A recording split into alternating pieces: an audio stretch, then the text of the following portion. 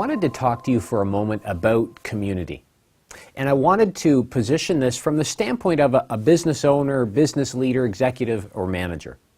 If you think about what a community really is and why it's powerful, it's because it draws people to it.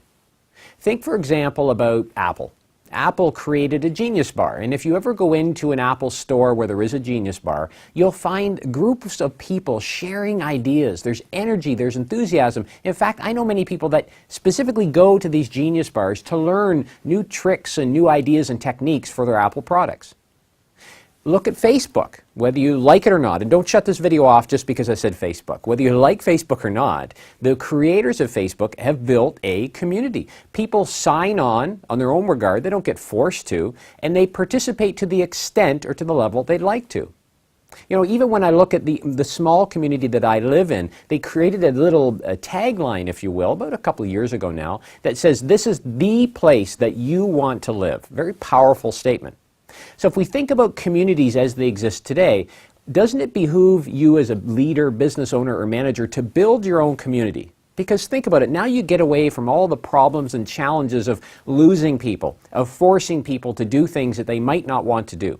You want to create a group of people, a community of people that want to work together, that want to collaborate, want to bring fresh ideas forward, that want to show up at work every day. So I wanted to share with you a few ideas that you can use to build your own community within your group, your department, or your company. So first off, to create your own community within your team or your group of employees, think about the common cause, the common thread that keeps them there, that brings them there every single day, and it's something that they strive towards. If you go back and think about the example of Facebook, they created a platform that was really meant to take over from telephone, email, and texting. They wanted to create a one-stop shop, if you will, where people could go to send personalized messages to people that they wanted to send them to. So what's that common thread or common cause for your team? Secondly, you need to provide that community challenge. And there's a very important reason for that. If you think about a community, the people within it, the members of that community, have different tenures. They've belonged for different periods of time. And the junior folks within the community really benefit from learning and developing, from interacting with the more senior people within that community. But you need to keep the more senior or the more tenured people around. How do you do that? New challenges, fresh perspectives, new ideas, and let the team work on those challenges themselves. It will always help them form a new dynamic, a new group, and build new relationships within that team. Third, you need to empower the team, but not just empower them to take action. Empower them to dispel misfits, the people that don't fit in the community. You know, if you've belonged to any sort of city, you've probably seen statements come up by the media where somebody's got out of jail, they're coming back to the city, and heads up, there's a warning, right? This person's coming back. Chances of that person coming back after that comes out in the media is pretty slim. You need to do the same within your team. You need to empower the team to get rid of people that don't fit. And that may simply mean that you're willing to accept their recommendations for removing people from the team that just don't contribute.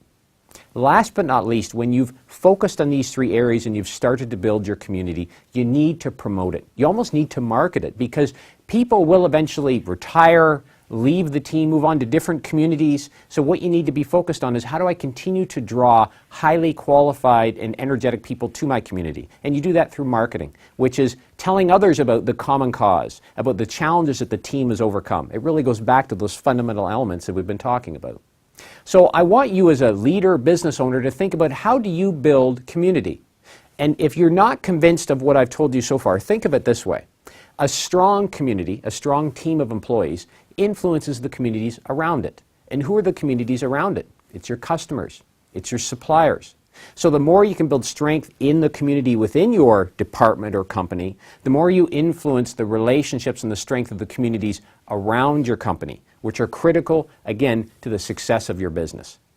So think about these four areas and think hard about, how can you build a strong community that will take your business or your department to the next level.